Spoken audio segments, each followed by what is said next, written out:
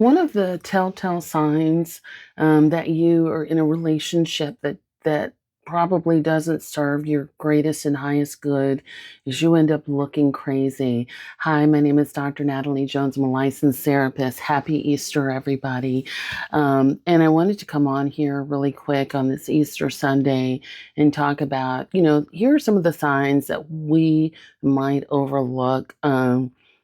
If you're a survivor, you're a victim of abuse, if you're just somebody who's caught in, that toxic wheel, regardless of who it may be, family or whatever, is, you kind of come off looking like the crazy one.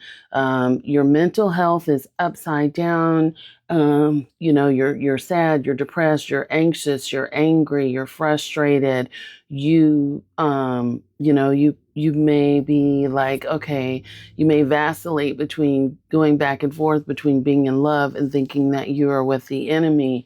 So it could certainly seem like there's some instability when mental health is at stake. Sometimes you may be crying. Sometimes you may be screaming at the top of your lungs. You may be acting up at the family function, yelling and screaming or some sort of big event. And a lot of times too, sometimes what tends to happen is when someone's pulling on your energy, they're not contributing to the household. You're doing everything. You may not look well put together. Your makeup isn't done. Your hair isn't done. You don't get any rest. You don't get any sleep. You might have a partner that's waking you up in the middle of the night wanting to fight about dumb stuff. All this kind of stuff that contributes to you being unstable. And at work at the next day, you're not able to focus.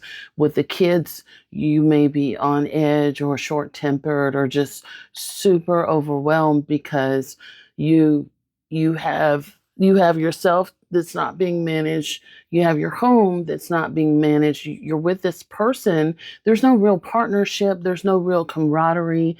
There's no real support. You're doing everything on your own.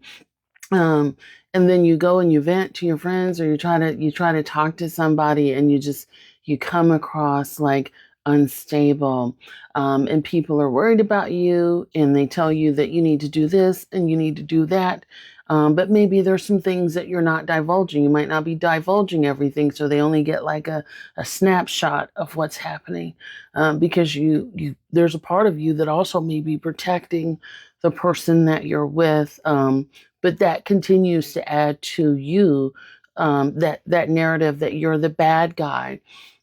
So an example would be like, for example, there's a popular television show on, and this woman she just exploded on her husband. You're not there for me. You don't help me. I'm basically, the only one paying bills. I might not be able to retire because you and the children are just, blah, blah, blah, blah. Right. On and on and on she goes. And she has this, it was just like this whole volatile, like, thing where it just ended up being like a huge scene on the show, right? She gets up, she walks out after, losing her mind.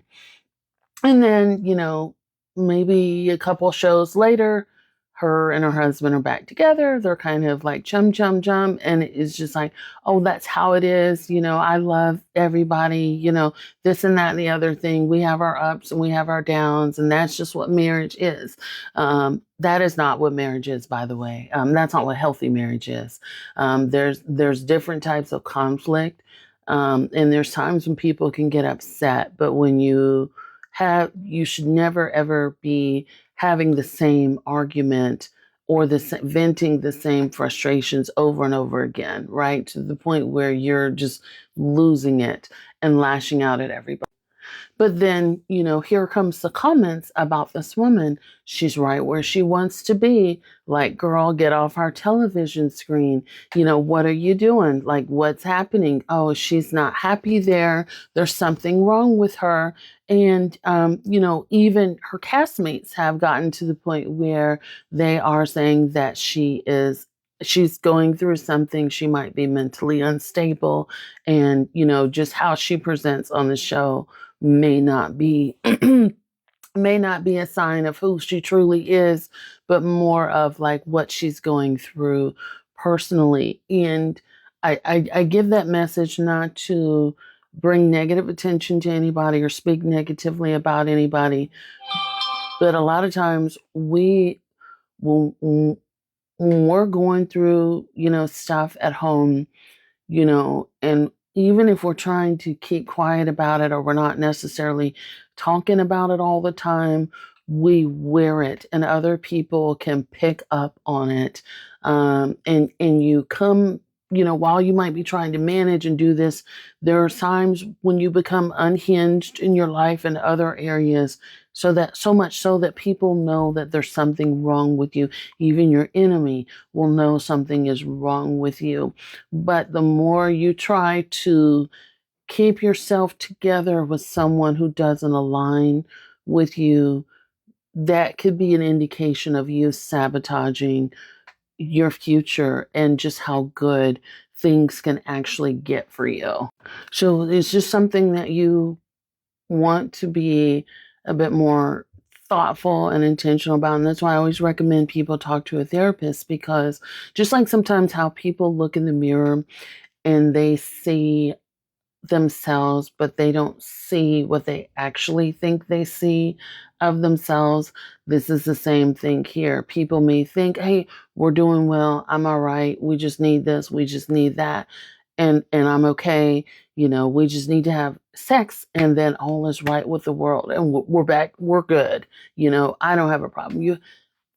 They don't correctly assess their own situation. They don't correctly assess what's going on and how it's damaging them. And I wanted to put that out there. Thanks so much. Hope that.